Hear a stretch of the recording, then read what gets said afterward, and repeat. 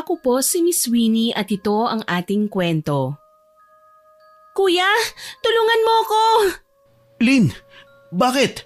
Bakit ka may sugat sa likod?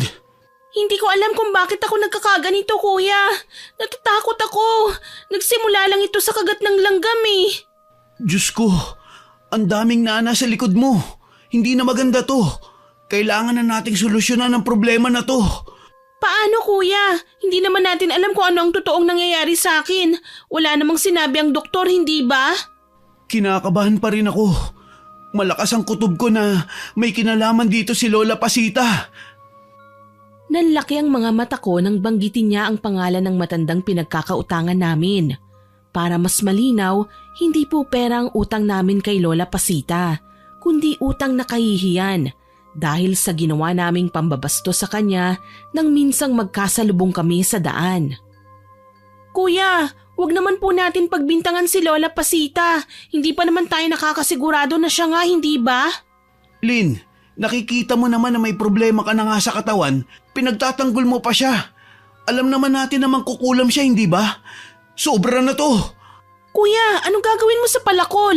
Kuya! Papatayin ko na ang matandang yan. Kuya, wag! Ako po si Lynn, 25 anyos sa kasalukuyan. Ang kwentong ibabahagi ko po sa inyo ay nangyari nung 18 years old pa lamang ako. Aminado ko na lumaki kaming spoiled brats ng kuya kong si Timothy. Maluho kami ng aking kapatid pero kulang kami sa aruga. Madalas na umaalis ang aming mga magulang para magtrabaho. Uuwi lang sila ng bahay kapag wala na kaming allowance at kailangan namin na panggastos sa pang-araw-araw.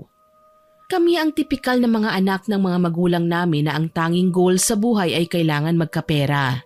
Para sa kanila, hindi na kami mag-iingay kapag may pambili ng mga kailangan namin. Okay lang kung wala sila basta kami ni kuya may allowance.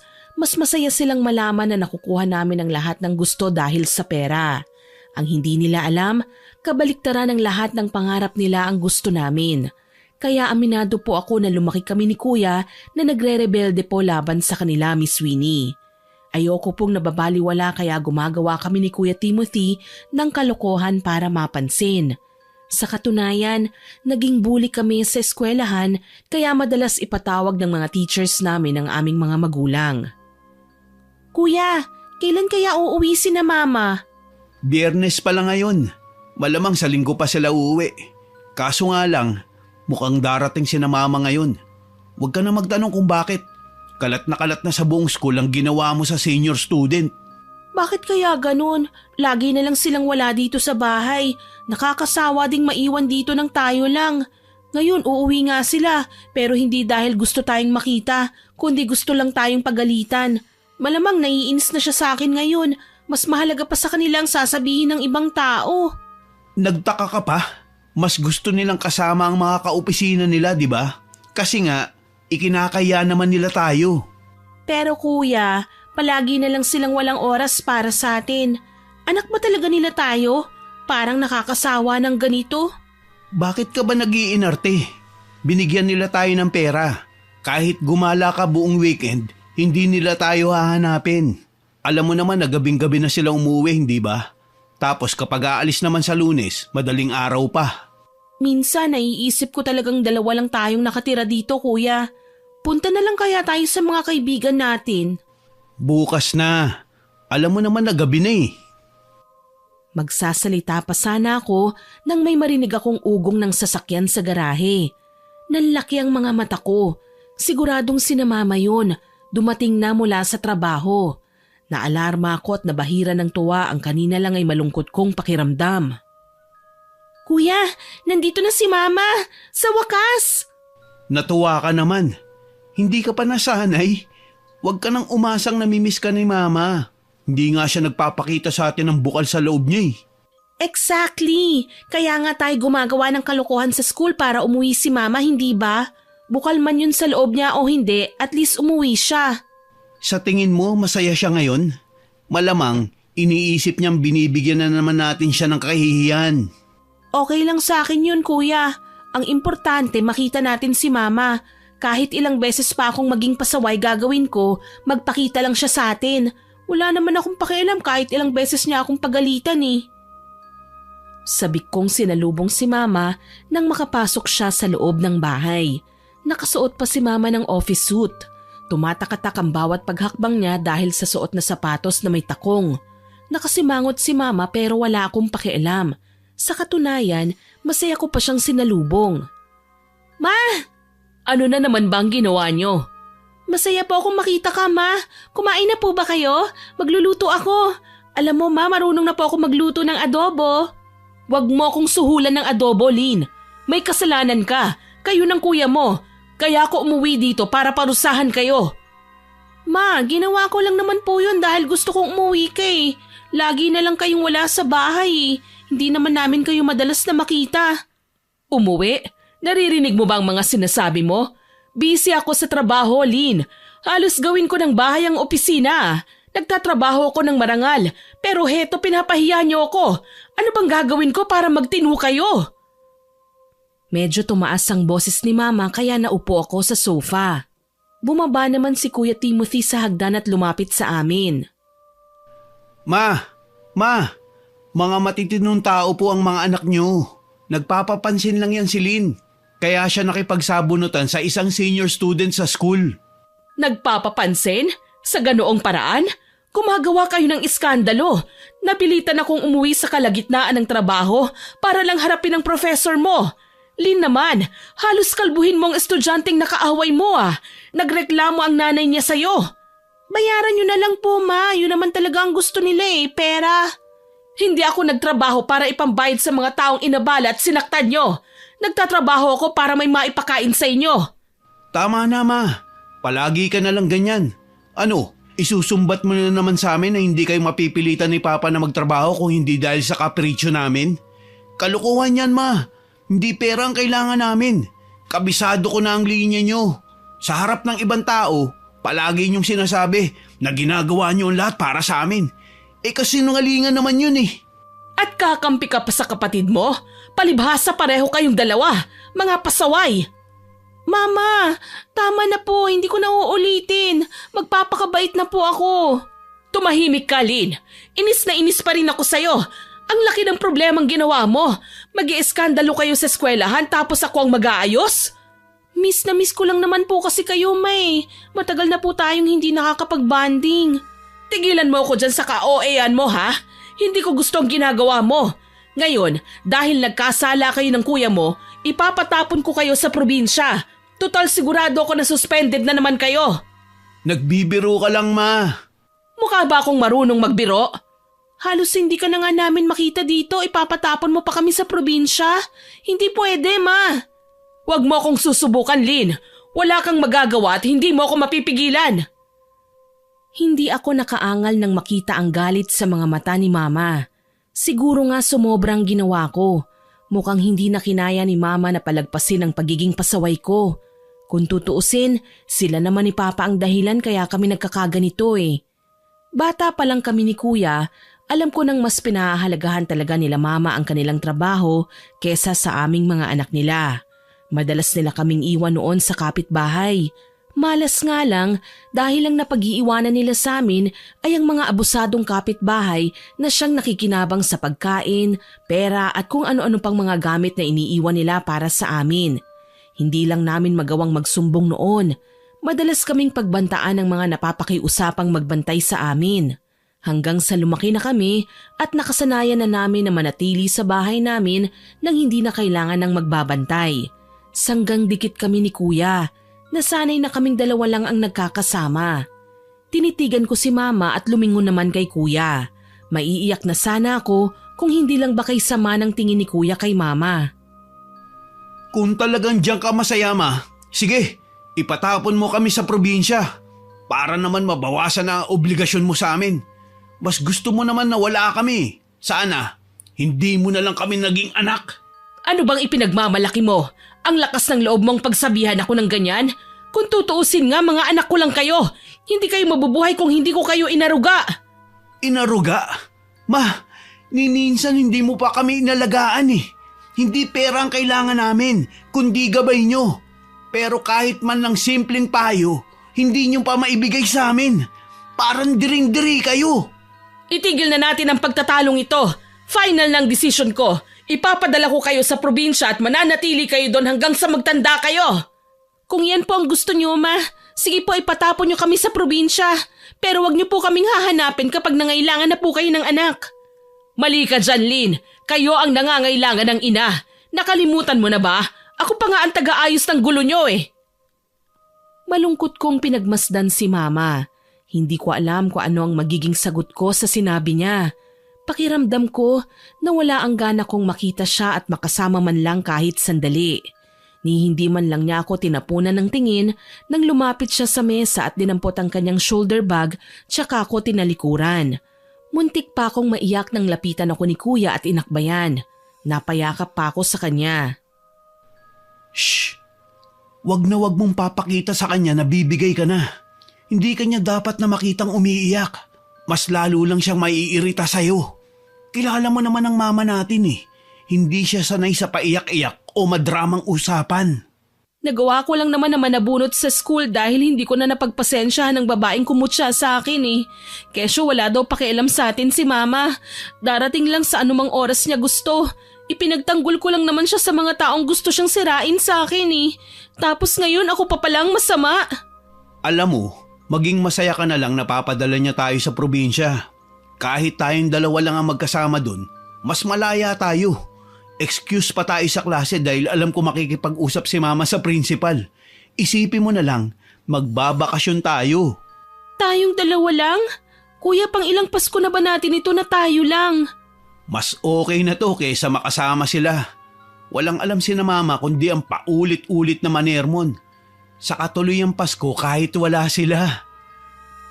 Muli, napatango na lang ako sa sinabi ni Kuya. Kahit lumuha pa kami ng dugo, alam kong hindi niya babawiin ang kanyang sinabi. Mapaparusahan pa rin kami. Makalipas nga ang 1 linggo, bumabiyahe na kami ni Kuya pauwi sa probinsya. Sa isang dating hardinero ni Mama kami pinapupunta sa halip na sa ancestral house. Wala daw magbabantay sa amin doon. Isa pa, gusto niya na madisiplina raw kami kaya naman sa bahay ni Mang Benjo niya kami patutuluyin. Alam mo Kuya, hindi ko alam kung anong sasabihin ko kay Mama eh. Hihingi ba ako ng sorry o magpapakapasaway na lang talaga ako kagaya ng pagkakakilala niya sa atin? Tutal ayaw niya tayong pakinggan eh. Ilang beses ko nang ipinaliwanag sa kanya na kaya ako nasabunutan ng senior student dahil sinisiraan niya tayo pati si Mama. Dagdag pa doon, nalaman kong magkaaway pala nung kabataan si Mama at ang nanay ng senior student. Natatakot si Mama na masira ang image niya. Kaya hindi na siya makapaghintay na i-dispatcha tayo palayo sa kanila ni Papa. Alam mo Kuya, bilib din ako kay Papa eh. Parang hinahayaan niya lang si Mama sa kahit na anong gusto niyang gawin. Wala siyang lakas at boses na magdesisyon kahit na siya naman talaga ang padre de pamilya. Nakalimutan mo na ba? Madalas magtalo sina Mama at Papa. Kapag natataasan na ni Papa ng boses si Mama, nasusumbatan na siya. Palaging pinapaalala ni Mama na kung hindi dahil sa kanya, hindi siya tataasan ng posisyon ng kanilang boss. Hindi niya mapapasok sa trabaho si Papa. Para sa kanya, kutong lupa lang ang Papa natin. At mukhang ganyan din ang tingin niya sa atin. Huwag mo nang dibdibin masyado ang problema natin. Lilipas din ang galit ni Mama. Sa ngayon, hayaan na muna natin siya. Nginitian ko si Kuya. Tama naman siya. Kaya para gumaan ang pakiramdam ko, inabala ko ang sarili ko sa pagsilip sa labas ng bintana ng van. Parte ng parusa ang pag-hire ni Mama sa company driver nila para ihatid kami sa probinsya. Day off kasi ni Manong kaya pwede kaming ihatid. Mula sa magulo, mausok at maingay na syudad, napalitan ang view namin ng mga puno, malalawak na palayan, sariwang hangin. Sinadya naming buksan ang bintana ng van na kalaunan ay sinara din ni Kuya dahil sa air conditioner. Huminto kami sa harapan ng isang katamtaman na laking bahay. May nakaabang ng matandang lalaki sa amin na sa tansya ko ay nasa late 50s. Nakapambukid na damit na may mahabang manggas, kupasing maong at gomang tsinelas. May bandana siyang puti sa ulo at may suot na mga medalyon. Kumakalansing pa yun sa bawat pagkilos ng lalaki. Timothy, Lynn, sa wakas, dumating na rin kayo. Hello po, Mang Benjo. Masaya po akong makita kayo. Kumusta po, Mang Benjo? Ayos na ayos mga anak. Kumusta ang biyahe ninyo? Hali kayo, pumasok tayo sa loob. Kukunin ko lang po mga gamit namin, Mang Benjo. Halika, Iha. Mauna na tayo sa kuya mo. Alam mo, hindi ko maiwasang manabik nang makita ko kayo. Ang bilis nga naman ng panahon, oh. Ang mga paslit na hinahagisan ko ng uod noon, dalaga at binata na ngayon. Kayo din po, Mang Benjo. Na-miss namin kayo. Inalalayan ako ni Mang Benjo sa kawayang sofa nila. May mga unan yun at masarap sandalan. Presko ang paligid at malamig ang simoy ng hangin. Palibhasa, magpapasko na kaya malamig ang panahon. Mang Benjo, sinabi po ba ni Mamang dahilan kung bakit kami nandito? Parang hindi mo namang kilala ang mama mo, Lin. Alam naman natin na masyadong exaggerated ang babaeng yun kapag nagkikwento. Pero Mang Benjo, may kasalanan po talaga ako eh. Sinabunutan ko ang schoolmate ko. Deserve ko pong maparusahan. Iha, hindi ako pumayag sa request ng mama mo na dalhin kayo rito para parusahan kagaya ng sinasabi niya. Wala din akong karapatang husgahan kayo dahil naiintindihan ko ang sitwasyon ninyo. Sabi ko naman sa iyo, Lin eh. Hindi kagaya ni Mama si Mang Benjo. Mabait siya at nakikipag-usap muna bago nagdidesisyon ng kahit ano. Welcome kayo sa bahay ko bilang mga anak ko, Iha, Iho. Isipin nyo na lang muna na ako ang ama ninyo dito sa probinsya. Natouch talaga ako sa sinabi ni Mang Benjo. Mabuti pa siya maayos kaming tinanggap sa bahay niya. May respeto, marunong magpakumbaba. Malayong malayo sa ugali ng sarili naming mga magulang. Maraming salamat po sa pagtanggap niyo sa amin sa bahay niyo, Mang Benjo. Promise, hindi po kami magiging pasaway. Tama si Lin, Mang Benjo. Hindi po kami gagawa ng kahit ano na ikakasakit ng ulo niyo.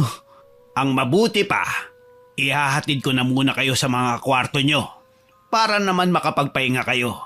Malayo ang pinanggalingan ninyo eh. Sige po, Mang Benjo. Maraming salamat po ulit. Inihatid niya kami sa magiging kwarto namin ni Kuya. Malaki ang bahay ni Mang Benjo.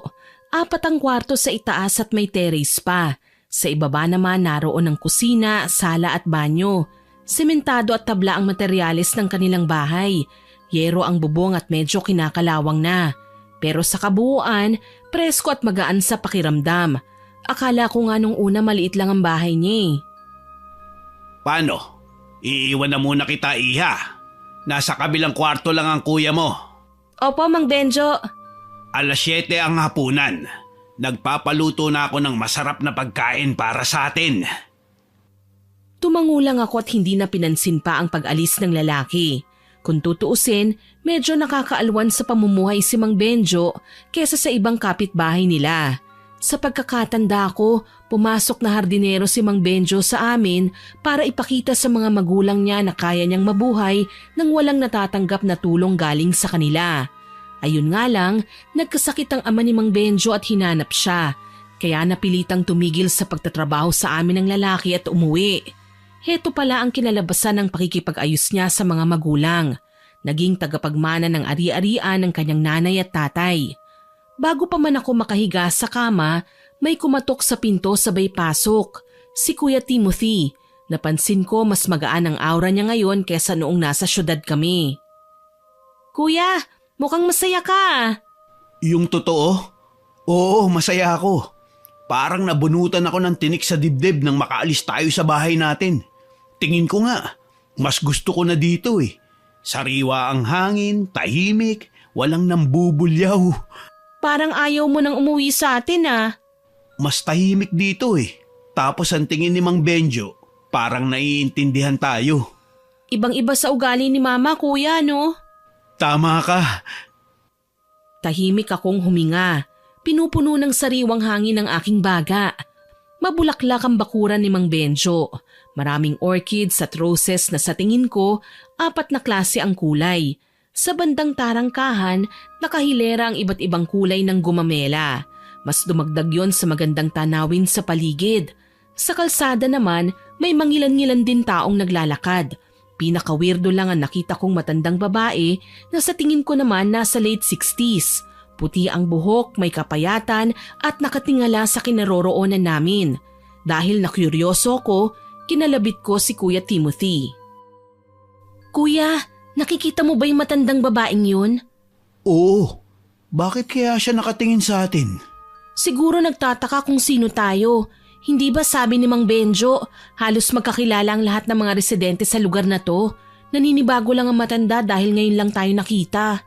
Hayaan mo, itatanong ko na lang kay Mang Benjo kung sino yung matanda. Okay, Kuya. Eksaktong 7:00 ng gabi nang bumaba na kami sa kusina. Nakapaghain na ang asawa ni Mang Benjo at natakam kami sa dami ng inihanda nilang pagkain. Pritong tilapia, pusit, tinolang manok at gisadong gulay. May hinog ding saging at mangga. May ube halaya naman para sa panghimagas.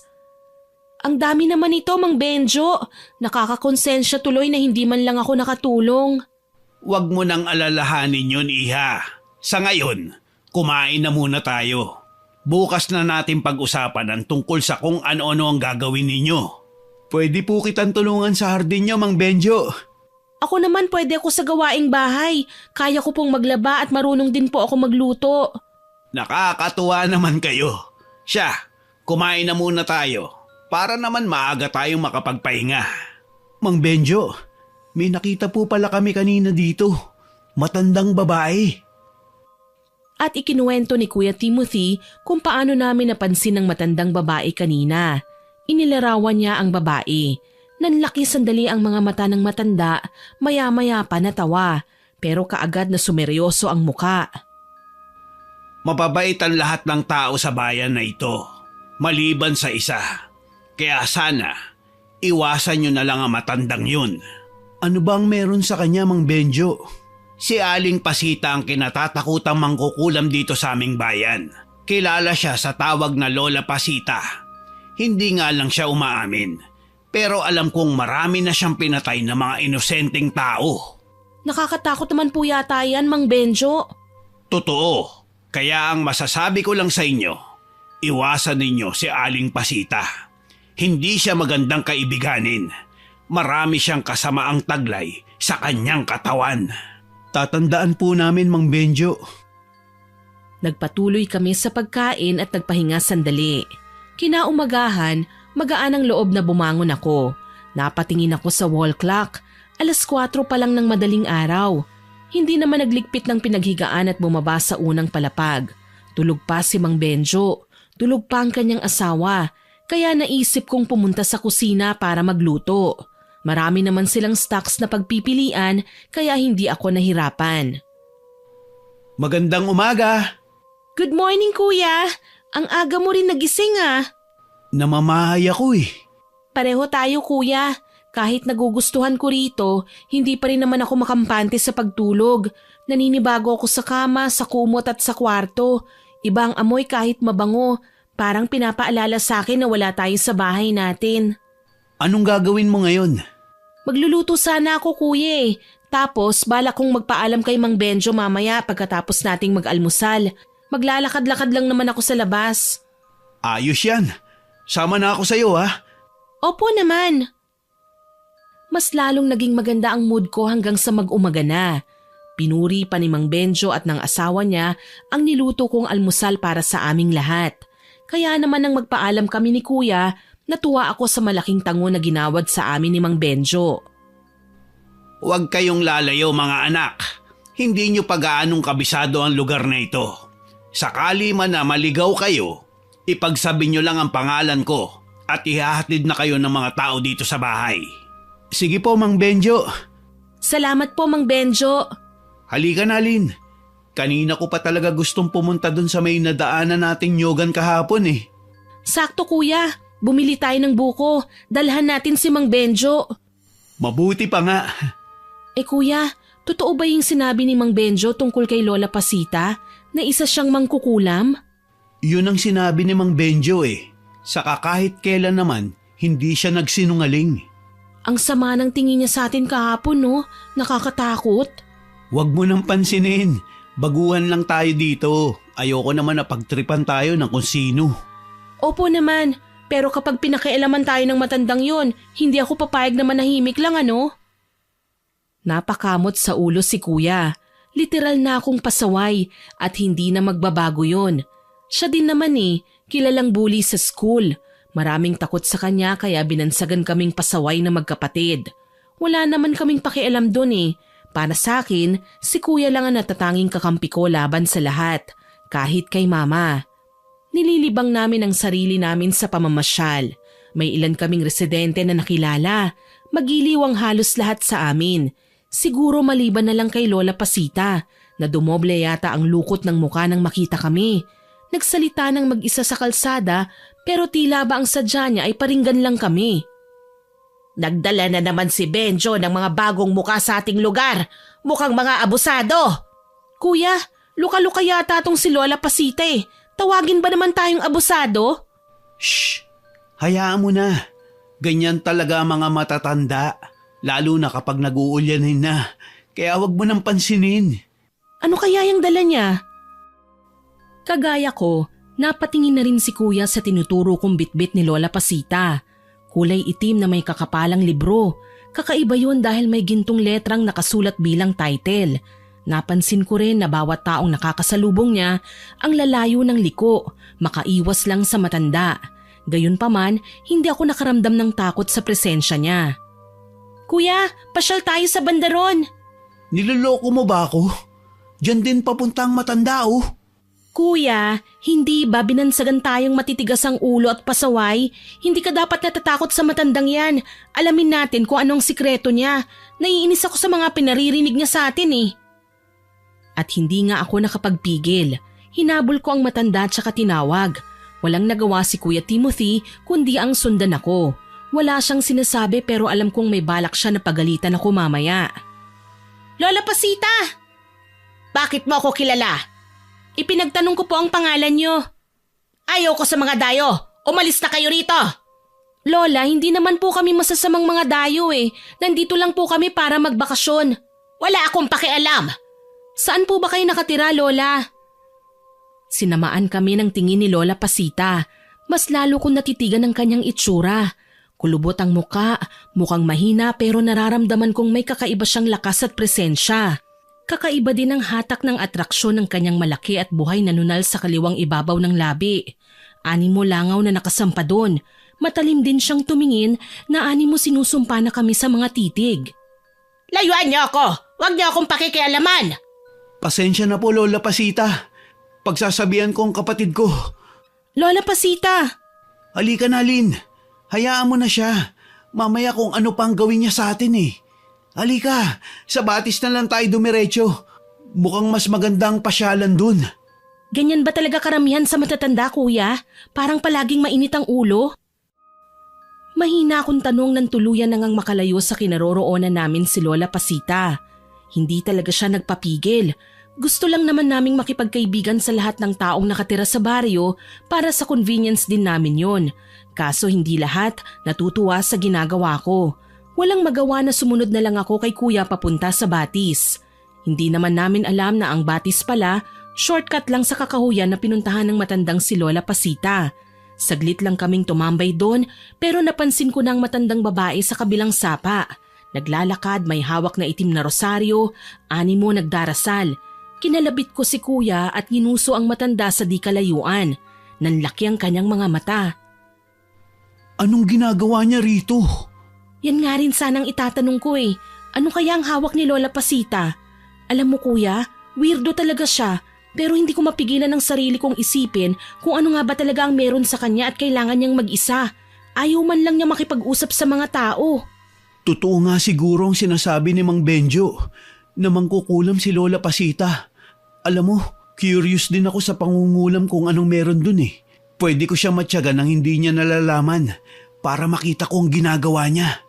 Ikaw lang kuya, isama mo ko. Hindi ka magtatagumpay dahil kailangan mo ang galing ko sa larangan ayun, pakikipag-usap. Pwede kong kausapin si Lola Pasita habang ikaw ang magkakalkal ng mga gamit niya sa loob ng bahay. Kailangan mong makita ang mga gamit niya sa pangungulam. Nag-isip ka pa talaga, no? Kapatid ba talaga kita? Aba, masahol ka pa sa chismosang reporter Siyempre naman kuya, ako pa. Nagmana ako sa iyo, no? Kung kaya mo, kaya ko rin. Dahil sa curiosity natin, madalas tayo na pagkakamalang pasaway. Ginagawa kasi natin ng lahat, malaman lang ang mahalagang detalye. Okay lang yun, kuya. Ang importante, may bago tayong kaalaman. Nagkasundo nga kami ni kuya na bumalik sa Batis sa mga susunod na araw. Pag-aaralan muna namin ang mga galaw ni Lola Pasita, ang kanyang pakikitungo sa mga tao at ugali mismo. Siguro, dala nang wala kaming ibang mapagbalingan ng atensyon kaya gusto naming magkaroon ng mapagkakaabalahan. Kung sa gawaing bahay din naman kasi ang pag-uusapan, sinigurado namin ni kuya na walang masasabi si Mang Benjo. Naglilinis kami ni kuya, nagtutulungan sa labada, nagsisibak ng kahoy at namamalengke. Hindi naman problema ang tubig dahil may sarili silang tangke na pinagawa kaya hindi na kami mag-iigib. Sa hapon ng bakante naming oras, kaya doon din kami nagpaplano ng mga gagawin. Buti na lang talaga, dala namin ang aming mga gadgets na hindi binawi ni Mama. Bukas na bukas, sisimulan na natin ang pagmamatsyag. Kung totoong mangkukulam si Lola Pasita, kailangan natin maging bayani. Kuya, ano bang purpose ng ginagawa natin dito? Kaligtasan, kapanatagan, para may masabi ko kay Mama, oras na pagsabihan na naman niya tayo ng kung ano-anong kadramahan. Ay, namimiss ko na si Mama. Sana naman bisitahin niya tayo paminsan-minsan, kuya, no? Ilang beses na ba kitang pinagsasabihan na huwag ka nang umasa? Alam mo, habang umaasa ka, mas lalo kang paaasahin ni Mama. Iisipin niya, hindi natin kayang mabuhay nang wala siya. Lalo lang niya tayong parurusahan. Sasabihin niya, kulang pa ang binigay niya sa atin ng pagdurusa. Kung saan sa totoong sitwasyon, hindi naman talaga tayo nagtitiis dito. Mabuti sa atin si Mang Benjo eh. Tapos naiintindihan pa niya tayo. Nakakatuwa, no? Alam niya na kulang tayo sa pagmamahal ng isang ina kaya minsan kailangan nating gumawa ng kalokohan para mapansin. Ayun nga lang, para kay Mama, ipinapahiya natin siya. Totoo naman eh. Iskandalo naman talaga ang ginagawa natin. Pakiramdam ko, hindi umiepekto ang kagustuhan natin na mapansin ni Mama dahil umiinit ang ulo niya sa tuwing nalalaman niya ang pinaggagawa natin. Hayaan na lang natin, kuya. Focus na lang tayo kay Lola Pasita. Malay natin may matuklasan tayo sa kanya na hindi maganda. For example na lang, may mahanap tayong mga manika na ginagamit ni Lola Pasita sa pangungulam. O diba, makakatulong pa tayo sa mga residente dito sa baryo. Sinimulan na nga namin ang pagmamatsyag sa ginang. Nagsisimula ang pagbabantay namin ng 1:00 ng hapon at matatapos naman ng 3:00. Wala kaming ibang gagawin kundi ang kabisaduhin ang oras ng pag-alis ng matanda tsaka naman pupunta sa kuweba para magdasal. Pati ang kuweba na pinupuntahan niya, nasilip na rin namin at nagulat kami sa nakita, Miss Winnie. May mga rebulto siya na maihahambing sa mga poon na nasa altar namin. Pero kakaibang porma ng mga yon. Ang kanyang mga santo, may mga hawak na kutsilyo, manika at karayom. May isa pa na kinilabutan talaga ako ng husto. Santo na may hawak na karit, kahawig ni kamatayan, pero babae, itim ang labi at kulubot din ang muka. Ang kanyang buhok purong puti. Nakakatakot naman ang mga santong ito, kuya. Malinaw na hindi ito nabibilang sa kahit na anong simbahan. Ngayon lang ako nakakita ng ganito eh. Yan siguro ang santo na ginagamit ng mga mangkukulam. Ibang klase pa lang mga mangkukulam. Sa mga palabas kasi, ang dami kong nakikitang uri ng mangkukulam eh. Pero kakaibang ginagawa ni Lola Pasita. Tignan mo to, gumagamit siya ng sanga ng kahoy na hugis tao. Oo nga eh, nakakatakot. Tapos ang dami pa niyang mga halamang ugat. Ano kayang gagawin niya sa mga ito? Shh! Huwag kang maingay. Mukhang may paparating. Baka si Lola Pasita na yan, kuya. Anong gagawin natin? Halika, magtago tayo. Dali-dali kaming nagtago sa malalaking tipak na bato sa madilim na bahagi. Nakikiramdam at halos hindi na gumagalaw. Nakita naming pumasok si Lola Pasita.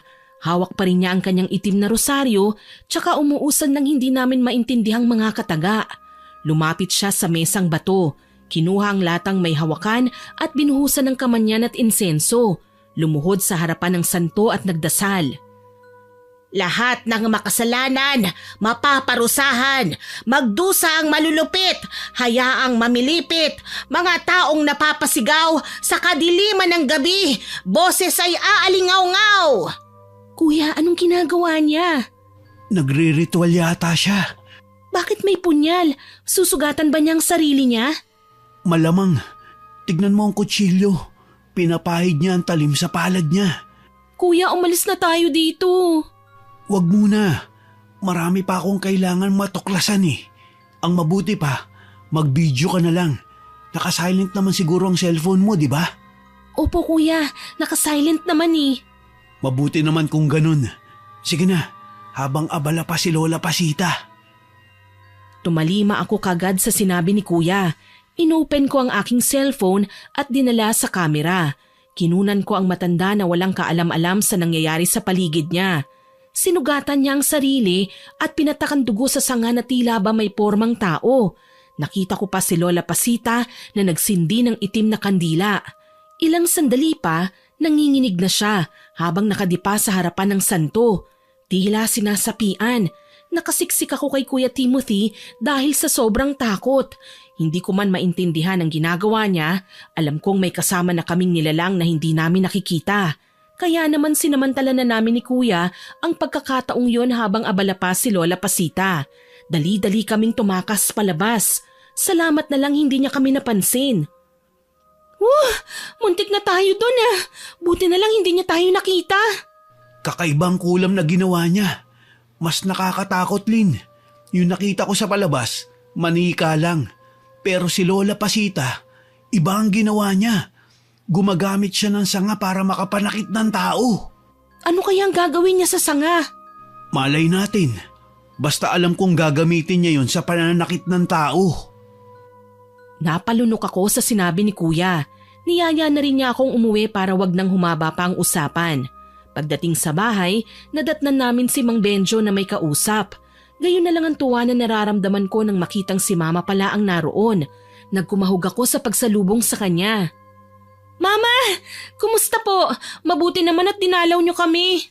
Gusto ko lang makasiguro na hindi niyo binibigyan ng sakit ng ulo si Mang Benjo. Huwag kang mag-alala, Delia. Mababait naman ang mga anak mo. Sa katunayan, sila ang gumagawa sa mga gawaing bahay. Halos wala na nga akong matrabaho eh. Sila na talaga ang gumawa ng lahat. Mabuti naman kung ganon. Ayokong bumalik ng Maynila ang dalawang yan na may bitbit pa rin kahihiyan. Sinisira nilang magandang imahe ng pamilya namin eh. Talaga ba, Ma? Yan lang ang pinunta nyo rito? Ang ipamukha sa amin kung gaano ka nabibigatan sa responsibilidad mo sa amin? Huwag kang magsasalita ng ganyan. Gusto ko lang na magtino kayo. Kaya naman pala ibang tao ang inutusan mong gumawa nun? Bakit kaya? Dahil lang ba hindi mo kami kayang disiplinahin? Kuya, tama na po. Totoo naman eh. Ang gusto niya, mga anak na may pagmamalaki niya sa ibang tao. Mga anak na malaki ang pakinabang sa kanya. Kuya, wag na po kayong magtalo. Ma, tama na po. Wag mo akong uutusan, Lin. Pareho lang naman kayo ng ugali ni Timothy. Mga pasaway. Dala siguro ng galit, tinalikuran kami ni Kuya. Kita ko ang pagkadismaya sa mukha niya, kaya nagpapaumanhin akong nagpaalam kay Mang Benjo. Hindi ko naman pwedeng hayaan na lang siyang mag-isa. Kami na lang ang magkakampi sa mundo eh. Kaya sinundan ko si Kuya hanggang sa makalabas siya ng bahay. Sa kabilang kalsada kami dumaan at hindi huminto hanggang sa humantong kami sa kabayanan. Kuya, ano kayang meron sa lugar na yun? Bakit parang nagkakagulo? Halika, tignan natin. Kuya, galit ka ba sa akin? Bakit naman ako magagalit sa'yo? Pareho naman tayo na ayaw sa atin ni Mama eh. Masama ang tingin niya sa atin. Para bang hindi niya tayo anak. Bakit kaya ganun si Mama sa atin? Palagi na lang niya tayong iniinsulto. Palagi niyang binibigyan ng kahulugan ng lahat ng ginagawa natin. Ang nakakalungkot lang, masasama pang feedback ang naririnig ko mula sa kanya para sa atin. Huwag ka na malungkot. Nandito naman ako eh. Kung hindi nila kayang maging magulang sa atin, ako na kuya mo magiging magulang mo. Hindi kita pababayaan kagaya ng ginawa nila sa atin. Mga wala naman silang kwentang magulang. Napahinga ako ng malalim at pinagmasdan namin ang nagkakagulong mga tao.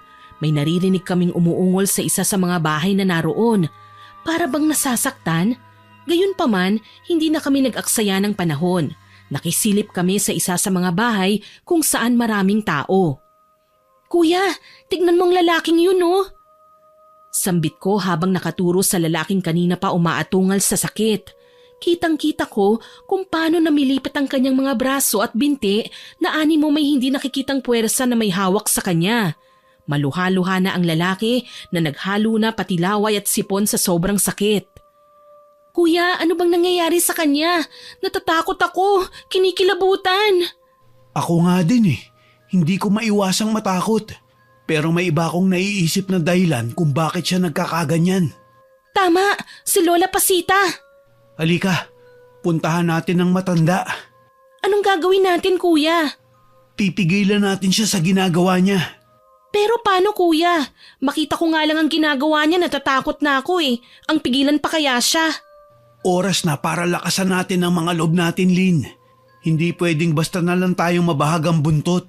Nakita mo naman ang ginawa niya sa lalaki, hindi ba? Parang binabali niya ang mga buto. Hindi nga ako makapaniwala na pwedeng gawin yun sa mga sangay. Maraming kakayahan ng mga mangkukulam, Lynn. Kaya nila mambiktima sa iba't ibang paraan. Pwede sa manika at karayom, mga insekto, sumpa, o ang pagtawag ng mga kaluluwa. Magkakasakit na mga tao depende sa lakas ng kakayahan ng mangkukulam. Sige kuya, tutulong ako sa'yo na pigilan si Lola Pasita. Basta walang tatakbo ah. Ako? Tatakbo? Imposible. Nanununtok nga ako sa eskwelahan, hindi ba? Tapos pagsasabihan mo kong tatakbo? Alam mo, Lynn, wala kang dapat na ikabahala. Kuya mo ko. Ano man ang mangyari, poprotektahan kita. Hindi kita pababayaan. Ikaw din naman kuya, poprotektahan din kita. Hindi ako papayag na may manakit sa ating dalawa. Ikaw na nga lang ang kakampi ko dahil ayaw naman ni mama sa atin eh. Kaya magtulungan tayo para iligtas sa mga taong nabiktima ng kulam. Mapatunayan man lang natin sa mga magulang natin na hindi talaga tayo masasamang anak. Wala namang anak na masama. Wala ding magulang na masama. Nakadepende lang yun sa paniniwala natin.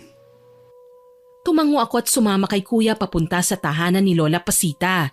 Sa katatanong namin, natuntun din namin kahit papano ang kanyang tahanan.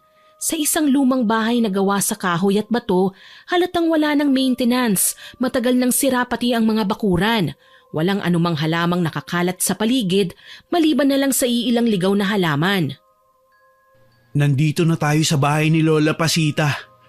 Huwag kang maingay ha. Kailangan lang natin matsyempuhan ng matanda para makuha natin ang iilan sa kanyang mga gamit. Paano mo pala nalaman na ito ang bahay niya, kuya? Hindi naman malinaw ang sinabi ng mga napagtanungan natin kanina. Wala na may ibang taong nakatira sa lugar na ito, maliban na lang sa mangkukulam. Ayaw nila sa matataong lugar, hindi ba? Sa bagay, wala namang gustong tumira dito eh. Sa tahimik ba naman ng lugar at mapuno, imposible talaga na may ibang taong gustong tumira dito. Aba, masyado nang masukal at maraming mababangis na hayop. Ganitong oras umaalis si Lola Pasita. Nagpupunta siya sa kuweba kung saan naroon ang mga santo niya. At gagawin na naman ang nakakatakot niyang ritual para makapanakit ng tao. Ibang klase rin ano? Ganito na lang, pupuntahan ko ang kuweba. Ikaw naman dito sa bahay, bantayan mo ang matanda. Tapos ako naman na mag-aabang sa kanya sa kabila.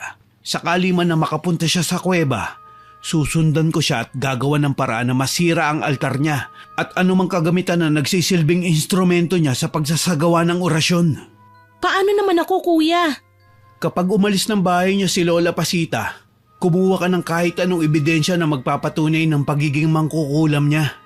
Wala naman po sigurong walis na lumilipad si Lola Pasita, no? Ikaw talaga, masyado kang mapagbiro. Nandito na nga tayo sa alanganing sitwasyon eh. Kung ano-ano pa ang naiisip mo. Kuya, nagbibiro lang naman ako eh. Sige na, okay na ako dito. Basta kapag may nakuha na ako sa loob ng bahay niya, didiretso na ako sa may bukana ng kakahuyan. Doon kita hihintayin ha. Sige, mag-iingat ka ha. Tumango ako at hinayaan si kuya na umalis na. Naiwan naman ako na nakasilip pa sa di kalayuan. Natatanaw ko si Lola Pasita sa may bintana, nagsusuklay at inaayos ang pagkakapusod ng buhok. Ilang sandali pa, nakita ko siyang binitbit na naman ang itim na rosaryo at umusal ng mga katagang tanging siya lang ang nakakaintindi. Hayan na naman siya. Ano kaya ang dinarasal niya? Mas maraming suki, mas maraming pera! Takot na takot sa akin ang mga tao! Nagulat ako sa aking narinig. Kung ganun, may ginagawa na naman palang hindi maganda si Lola Pasita. Napakasama niya. Pinaglalaruan niya lang ang mga inosenteng tao. Mabuti na lang talaga na isipan namin ni Kuya na bantayan siya, Miss Winnie. Ano? Ginagawa niyang negosyo ang pangungulam? Bakit? Kung marami siyang suki, dapat sana maganda na ang bahay niya. Hindi nga niya napalitan ng bubong at dingding niya. Humanda ngayon ang Lola Pasita na yan. Hahanapan ko siya ng butas para tuluyan ng kumalat ang kasamaan niya. Nang makalayo na nga sa tahanan niya ang matanda, dali-dali akong tumayo at pumuslit sa bahay niya. Mabuti na lang, hindi mahilig maglock ng pintuan si Lola Pasita. Basta na lang umaalis at hindi chinecheck ang bahay niya. Siguro, kampante siyang umalis dahil iniisip niya na natatakot ang mga tao sa bahay niya, lalo na't alam ng lahat na isa siyang mangkukulam. Tumambad sa akin ang magulong kagamitan sa loob. Sa isang mesang nangangapal na sa alikabok, nakapatong ang mga botelyang may lamang kung ano-anong klaseng insekto. May mga uod, linta, maliliit na ahas, bubuyog, tarantula at tutubi. Lahat ng yun nakaselyo sa garapon at may nakasulat pang mga pangalan. Kinuhanan ko ang mga yun ng larawan, pati na ang mga pinagtagpi-tagping tela na kinorting manika. Pagkatapos, dali-dali akong tumakbo palayo sa lugar na yun. Balak ko sana, hintayin na lang si Kuya sa aming tagpuan. Kaso lang, nakuryoso ko sa ginagawa ngayon ni Kuya, kaya sinundan ko siya sa kuweba. Hindi na lang ako magpapakita kay Lola Pasita kapag napansin ko siyang pakalat-kalat sa may batis. Kinakabahan ako habang papalapit sa kuweba. Naririnig ko kasi ang pagtatalo nila Kuya at Lola Pasita. Ibig sabihin, nagkahulihan silang dalawa. Ang sama mong tao, Lola Pasita. Pati ba namang inosenteng tao nagawa mong saktan? Tao ka pa ba, ha? Wag mo akong pakikialaman, dayo ka lang, ni hindi ka albularyo! Tama ka, Lola Pasita. Isa lang akong normal na tao. Pero mali ang ginagawa mo. Hindi mo dapat nilalagay sa mga palad mo ang kapalaran ng isang tao. Wag mo akong tuturuan! Wala kang alam sa mga pinagdaanan ko! Akmang dadaluhungin ni Lola Pasita ang kuya ko, kaya naman nagmamadali na lang akong lumabas mula sa aking pinagtataguan. Nakataas ang kilay na hinarap ko ang matandang mangkukulam. Lola Pasita, ano na naman ang ginagawa niyo? Bakit kailangan mong pagsabihan ng kuya ko ng ganyan? Para pinipigilan ka lang namin sa ginagawa niyo eh. Ang dami niyo pang sinabi. Pareho kayong dalawa, mga walang galang. Pupunta lang kayo dito para makialam. Bakit hindi, Lola Pasita? Gumagawa na kasi kayo ng hindi maganda sa kapwa eh. Akala niyo ba maganda yan, ha? Sinisira niyo ang pangarap ng bawat taong kinukulam niyo. Palibhasa matanda kayong dalaga kaya ganyan ang ugali niyo eh. Wala kang alam sa sinasabi mo. Sorry ka na lang, Lola Pasita.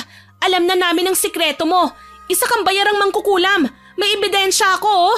Ipagkakalat ko to sa mga tao hanggang sa tugisin kanila. Lynn, tama na. Wala kayong galang sa mga matatanda.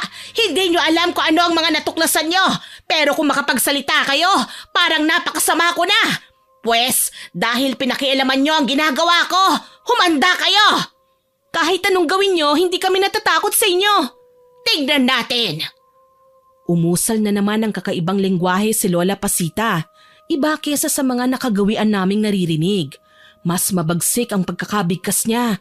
At sa totoo lang, mas masama sa pandinig ko. Kinakabahan man, matapang pa rin akong humarap sa kanya.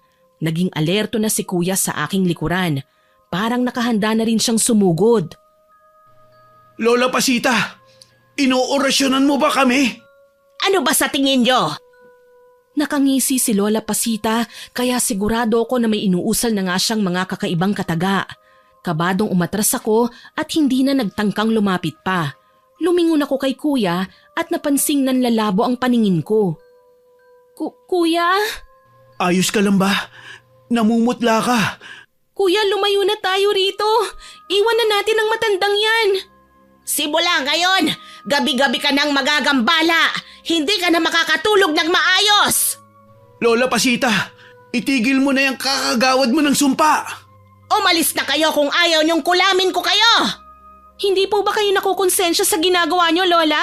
Pati ba naman ang mga taong walang kasalanan sa inyo, sasaktan niyo? Aba, hindi porket may kakayahan kayo, pwede niyo nang saktan ng kahit na sino. Kung marunong lang akong mangulam, naku, sigurado akong kukulamin ko rin kayo. Napaatras ako nang makitang nanlilisik ang mga mata ni Lola Pasita. Nagbabanta ng hindi magandang mangyayari ang kanyang mga pinakawalang kataga. Pagsisisihan niyo ang ginawa niyong paghusga sa pagkatao ko. Kayong dalawa, magdurusa at masisindak sa matatanggap niyong parusa. Hindi po kami natatakot sa inyo, Lola Pasita. Matanda na kayo. Wala na kayong lakas para labanan kami. Mahina lang ang katawan ko, pero ang paggawad ko ng sumpa, hindi! Lin, halika na. Nababaliw na ang matandang yan.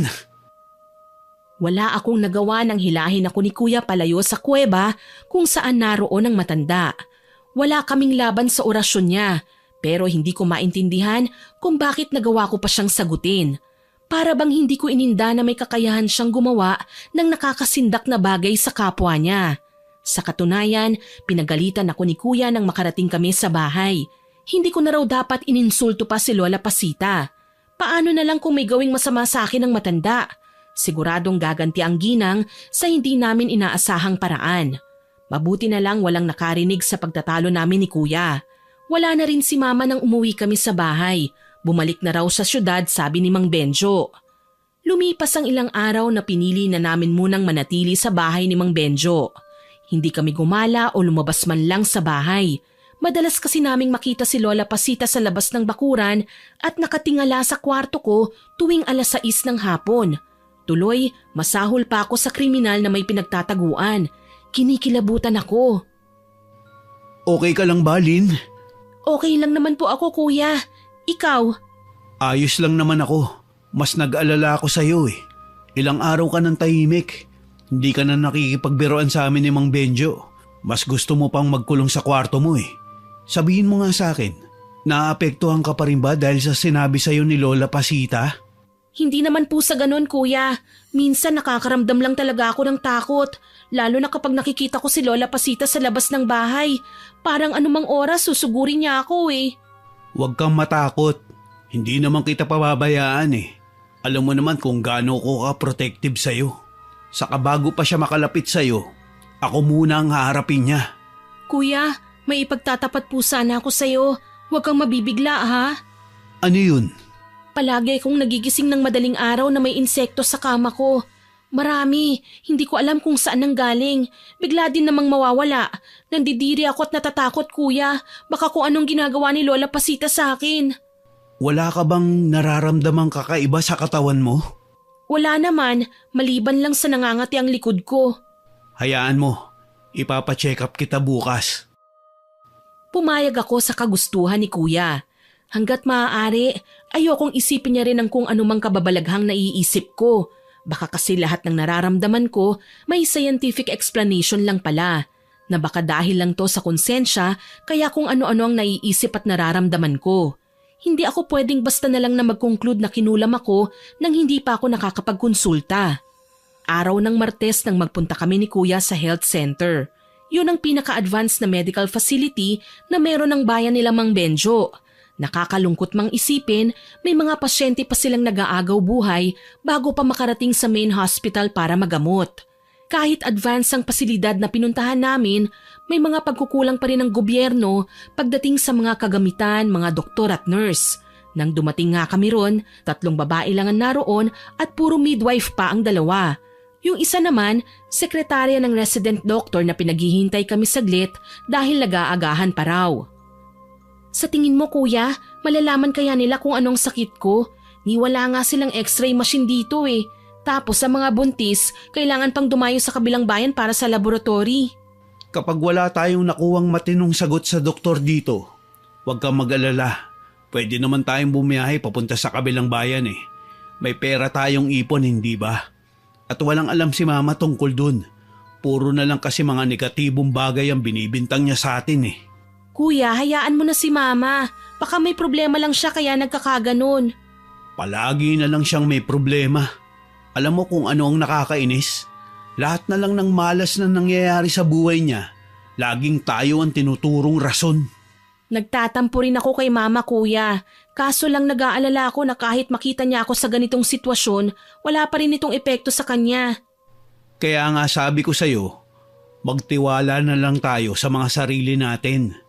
Walang mangyayaring masama, okay? Kaya huwag kang mag-alala.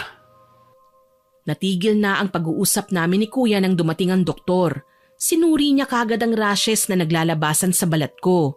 Sinabi ko rin sa kanya na ang dahilan nito ang mga insektong gumagapang sa kama ko noong mga nakaraang araw. Nagpaliwanag pa ang doktor na likas na talaga sa mga insekto ang magdulot ng pamumula at pangangati lalo na kapag nadidikit sa balat ng tao. Kaya nagreseta siya ng mga gamot at ointment na pwede kong gamitin para kumalma ang pangangati. Habang tumatagal kasi, mas lalong nagsusugat kapag mariin ko ng kinakamot. Gayunpaman, hindi namin ipinaalam kay Mang Benjo kung ano ang nangyari sa akin at kung saan kami nagpunta. Ang idinahilan lang namin sa matanda, gusto naming mamasyal sa kabilang bayan. Kumusta ang lakad nyo mga anak? Ayos lang naman po Mang Benjo. Nakakatuwa no? Sa kabila ng pag-usad ng technology sa ating bansa, isa pa rin ang baryo nyo sa pinaka-iniingatan. Na-preserve po ng husto ang mga lumang bahay, mga kalye at bawat sulok ng kanto. May mga karwahe pa nga kaming nakikita eh. Ang mura pa ng pamasahe. Natutuwa naman ako at nalibang kayo sa pananatili sa lugar namin. Alam mo, minsan pinagdarasal ko na sana dumito na lang kayo. Kahit simple lang ang pamumuhay namin, nakikita ko naman na kontento kayo. Kung okay lang po sa inyo, Mang Benjo, magiging pasaway po kami lagi kay Mama para ipatapon niya kami lagi dito sa inyo. Shh! Bibig mo, Lin. Ikaw parang hindi ka dalaga. Totoo naman, Kuya. Gusto ko na rito. Hindi ko naririnig ang talak ni Mama. Iiling-iling na tinawanan lang kami ni Mang Benjo. Saglit niyang inayos ang suot na bandana at niyaya kaming magmerienda. Napapansin kong may mangilan-ngilan ding napapagawi sa bahay niya para magpagamot. Muli, hindi ko na naman napigilan ang bibig ko para magtanong. Mang Benjo, wag po sana kayong magagalit ha, pero bakit po pala maraming nagpupunta dito sa bahay niyo? Dinadala niyo naman po sila sa kwarto niyo, tapos yung asawa niyo, panay dala ng plangganang may tubig, palaging nakaabang sa inuutos niyo. Tsaka anong meron sa outfit niyo? May bandana at mga medalyon? Lin, ikaw talaga. Hindi ko nga pala naikikwento sa inyo. Isa akong albularyo. Nanggagamot ako ng mga taong nabiktima ng mga aswang, engkanto at mangkukulam. Kung ganon, pwede niyong labanan si Lola Pasita? Alam niyo, Mang Benjo, kailangan nang matigil ang kasamaan ni Lola Pasita. Marami na siyang kinukulam. Ang kuwebang pinupuntahan niya tuwing hapon, marami kaming nakikitang santo doon. Mga santo na hindi kagaya ng nasa simbahan. Paano niyo nalaman yun? Hindi ba't kabilin-bilinan kung wag niyong lalapitan ng ginang? Hindi niyo alam kung gaano siya kabagsik mangulam. Pwede niya kayong patayin. Kung ganun, totoo palang marami na siyang nabiktima? Nakakayamang aminin. Pero sa kabila ng galing ko bilang isang albularyo, hindi ko nailigtas sa mga magulang ko noon na kinulam ni Aling Pasita. Wala akong nagawa. Totoo po bang lahat ng sinumpa niya mamamatay? Oo, totoo. Ang masaklap pa doon, dumana sila ng nakahihindik na karamdaman bago namatay. Lin! Mang Benjo, aakyat na po muna ako sa taas ha. Mamaya na lang po ako magmemeryenda. Naalala ko kumain pala kami ni Kuya sa bayan. Sige, magpahinga na muna kayo. Mamayang konti, tatawagin ko kayo para kumain ha? Kabado ko nang tuluyan ng makaakyat sa ikalawang palapag ng bahay. Maingat kong sinara ang kwarto. Hindi ko alam kung ano ang gagawin ko, lalo na kapag napapatingin ako sa braso kong bahagyang namumula, nagtataasan ng balahibo ko. Pumasok si Kuya sa kwarto at nag-aalalang tinignan ako. Mukhang alam ni Mang Benjo ang nangyayari sa atin. Lalo na sa'yo, Lin. Ha? Bakit Kuya? Paano? Hindi ko alam. Pero nakatitig siya kanina sa'yo pag-akyat mo ng hagdan. Sabi niya, pinaglalaruan raw ng kung sino may kaalaman sa itim na mahika ang balat mo. Wag naman po sana Kuya. Kaso pwede mo ba akong tulungan? Pakitignan naman kung anong meron sa likod ko. Namamasa kasi at nanlaladkit eh. Napansin kong parang kinagat ako ng langgam kanina eh. Hindi ko naman maabot. Diyos ko, anong klaseng kababalaghan to? Bakit po Kuya? Anong nakikita mo? Nana, sa malaking sugat. Inuud ang sugat mo sa likod, Lin. Nasindak din ako sa sinabi ni kuya. Gayon na lang ang takot na nadarama ko. Paano na lang kung totoong nagsisimula ng umepekto ang sumpa ng kulam na iginawad sa akin ni Lola Pasita? Mamamatay ba ako? Nanginginig na hinarap ako ni kuya at mahigpit na niyakap. Hindi ko na napigilan ng mapaiyak. Alam kong mahirap pero hindi ko maiwasang pagsisihan ng mga nagdaang araw na hindi ko man lang pinahalagahan ang kapayapaan na natamo ko dito sa probinsya, na talagang naghanap pa ako ng panibagong problema. Tama nga si Mama, pasaway ako, matigas ang ulo, walang respeto. Kuya, tulungan mo po ako, ayokong magkasakit. Huwag kang mag-alala, Lynn. Tutulungan kita. Hindi kita pababayaan, okay? Hindi pa ba huli ang lahat kung humingi ako ng tawad kay Lola Pasita, kuya? Hindi ko alam, Lynn. Pero pwede natin subukan. Sabihin mo lang sa akin kung kailan. Sasamahan kita. Salamat po, kuya, ha? Hindi ko alam kung anong gagawin ko kapag wala ka. Ang mabuti pa, magpahinga ka na muna para naman mabawasan ang pagka-stress mo. Hinayaan ko na si kuya na alalayan ako pahiga sa kama. Bahagya pa akong napangiwi nang maramdamang parang napupunit ang likuran ko. Kinumutan niya ako at hinalikan sa noo bago iniwan. Hindi ko po akalaing ang pahinga kong yun ang simula ng kalbaryo ng buhay ko, Miss Winnie. Nagising akong nilalangaw at malagkit ang pakiramdam. Nang bumangon ako, halos bumaha ng nana ang parte ng bedsheet kung saan nakalapat ang likod ko. Gayon na lang ang pandidiri ko sa sarili ko. Amoy malansa na naaagnas ang nana na nilalabas ng sugat sa likod ko. Nang subukan kong gumalaw at eksaminin yon sa salamin ay napasigaw ako. Kahilaki na ng sugat ko sa likod, mas malaki pa sa platito. Ang masahol pa ron, may nakikita akong palusot-lusot na uod sa butas. Kuya Timothy! Mang Benjo! Tulungan niyo po ako! Hysterical ako sa kwarto nang daluhan ako ng dalawang lalaki. Napapalatak naman si Mang Benjo nang maabutan ako sa kalunos-lunos na sitwasyon. Timothy, iyo, pumunta ka sa kusina. Kumuha ka ng planggana at lagyan ng asin. Tapos dalhin mo rito sa kwarto. Sige po, Mang Benjo. Saglit lang po. Ano nangyari, Lynn? Bakit ka nagkakaganito, anak? Si Lola Pasita po, Mang Benjo. May ginawa siya sa akin na hindi maganda. Alam ko pong kinulam niya ako. Alam kong kinawaran niya ako ng sumpa. Binilinan ko na kayo, hindi ba? Ilang beses ko nang sinabi na iwasan nyo na ang matandang yun. Pero hindi kayo nakinig. Ipinagpatuloy nyo pa rin ang kalokohan ninyo. Hindi ko naman po alam na ganyan kalupit si Lola Pasita na may tinatago siyang galit sa mga dayong kagaya namin. Gusto ko lang naman po siyang pigilan sa ginagawa niyang kasamaan sa mga tao. Hindi mo na mababago ang ugali ni Aling Pasita. Likas na sa kanya ang pagiging masama at hindi mo siya masisisi. Alam naman natin na ang mga mangkukulam nagkakasakit kapag hindi nakakapanakit ng kapwa. Mamamatay po ba ako, Mang Benjo? Huwag mong sasabihin yan, Lynn. Nandito pa ako. Hindi mo ako pwedeng iwanan. Hindi ba nangako tayong dalawa na poprotektahan natin ang isa't isa? Pero kuya, hindi ko alam kung makakaligtas pa ba ako sa kalagayan ko ngayon. Natatakot ako. Huwag kang matakot, Iha. Gagawin namin ang lahat.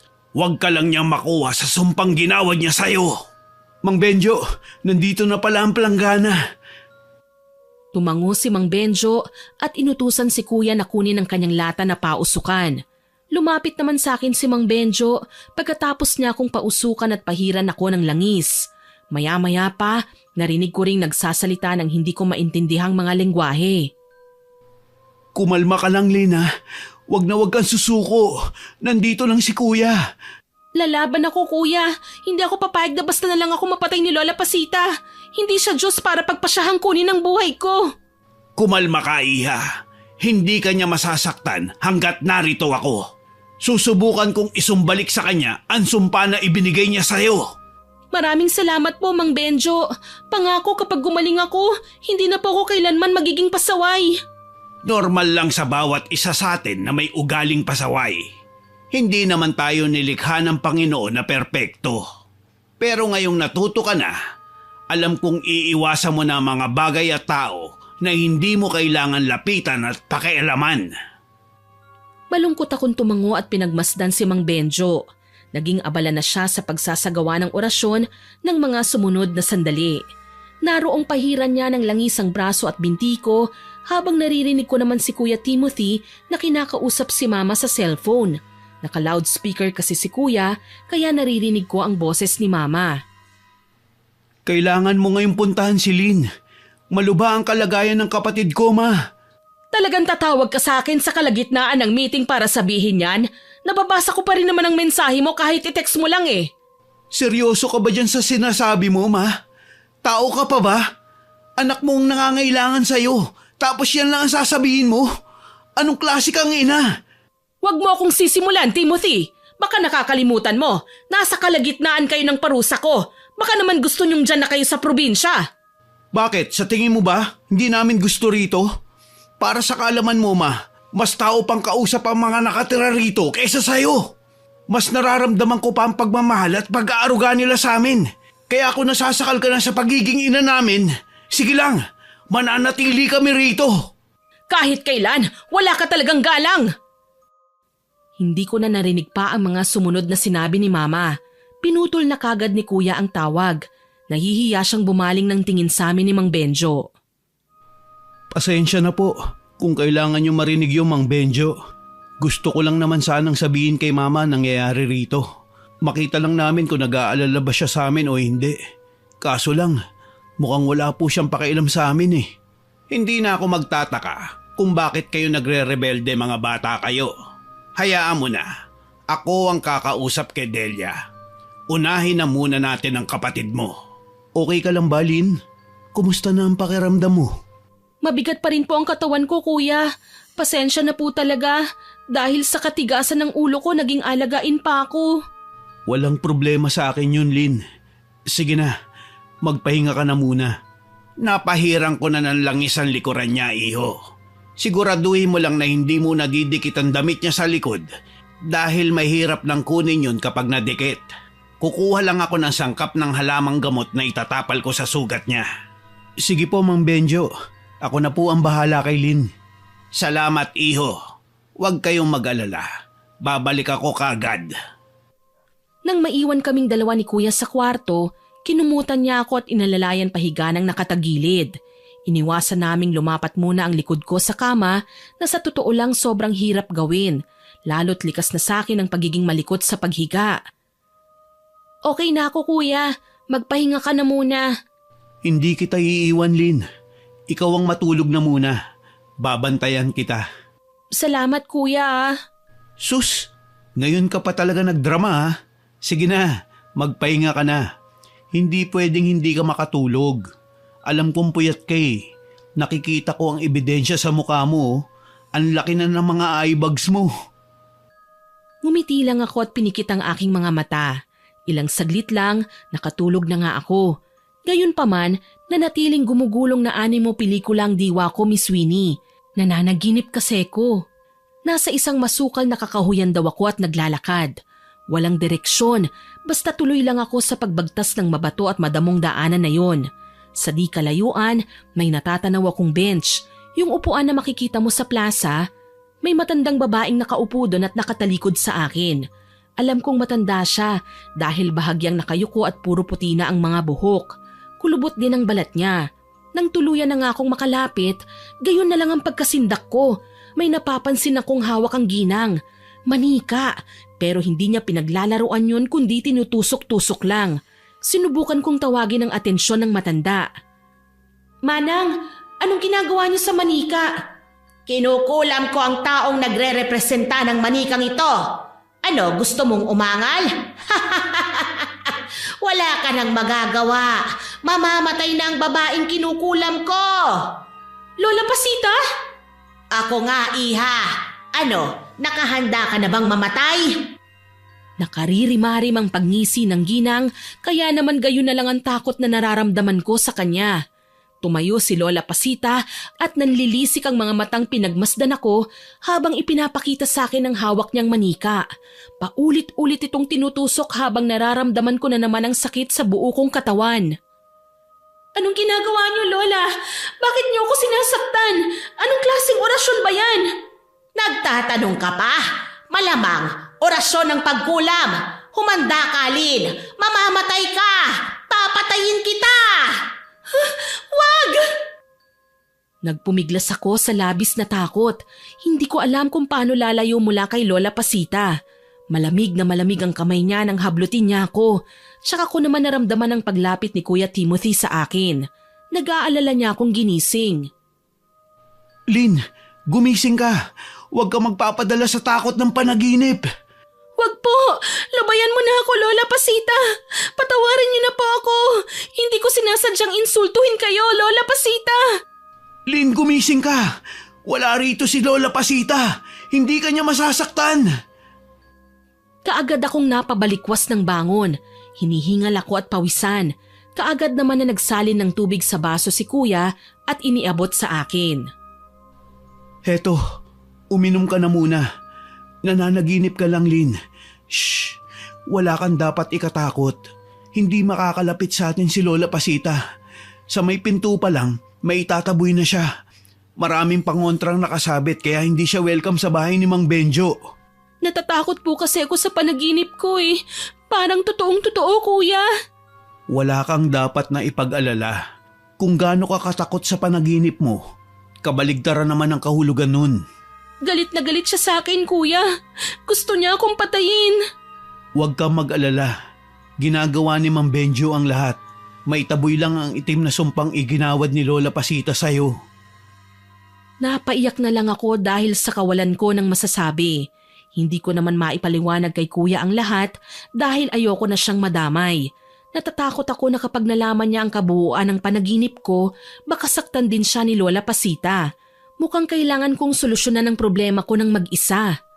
Sinadya kong magtulog-tulugan makalipas lang ang ilang sandali. Kailangan kampante sa loob ni Kuya na makitang nakatulog na nga ako para makatakas. Kailangan kong puntahan si Lola Pasita.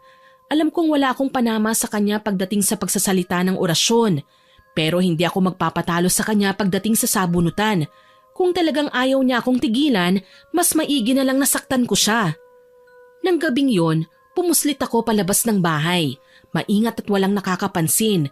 Magaan ang mga paa kong tinungo ang tahanan ni Lola Pasita at nagulat ako nang hindi lang siyang nadatnan ko doon, kundi pati si Mang Benjo. Lubayan mo ang mga alaga ko, Aling Pasita! Magaling kang albularyo, Benjo.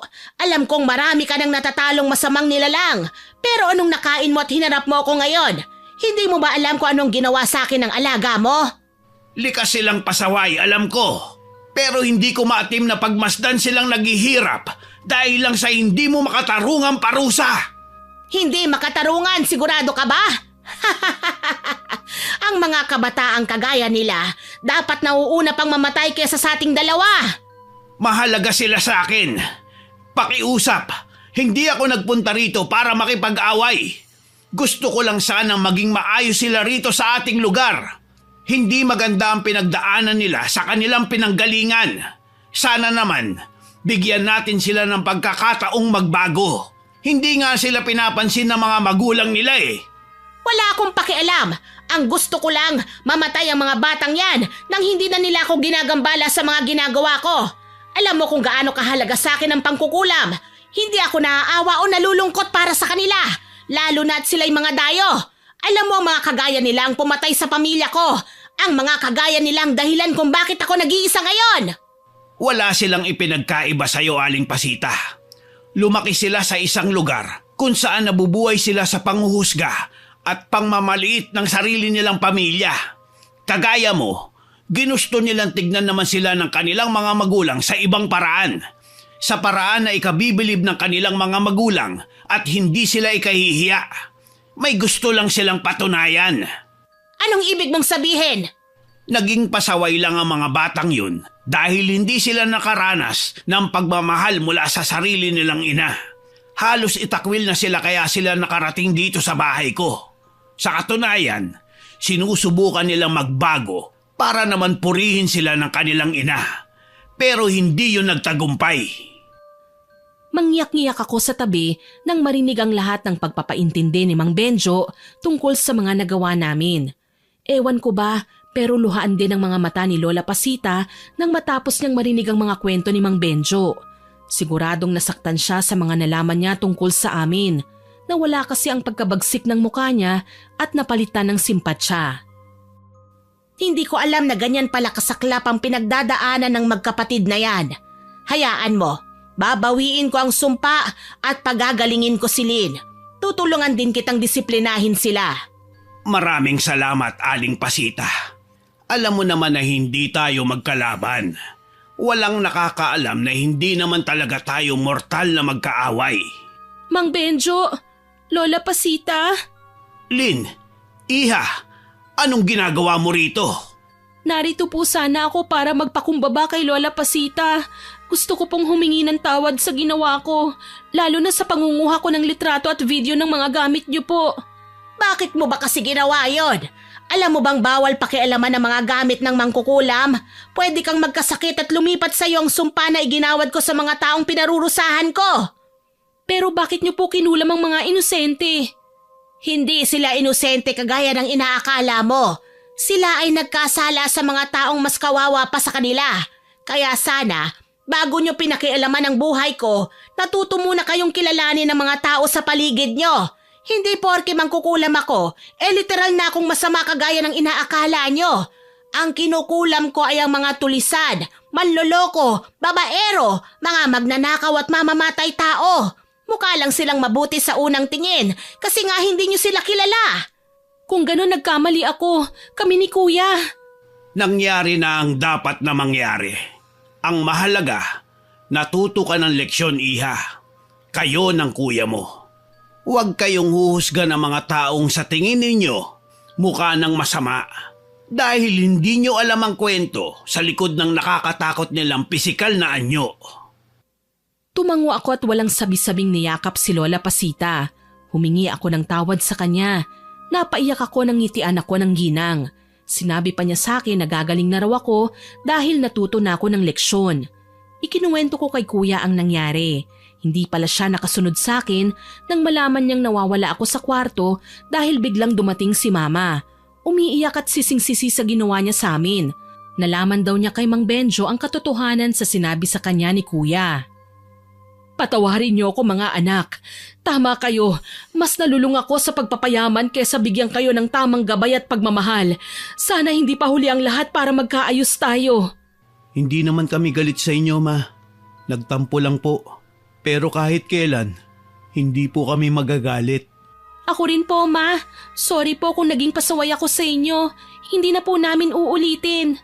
Natutuwa akong malaman na nagkaayos na din kayo sa wakas. At mapapanatag na rin kayo na kinuha ko na ang sumpa at gagaling ka na ng tuluyan, Lynn. Salamat po, Lola. Magpapakabait na po kami, Lola.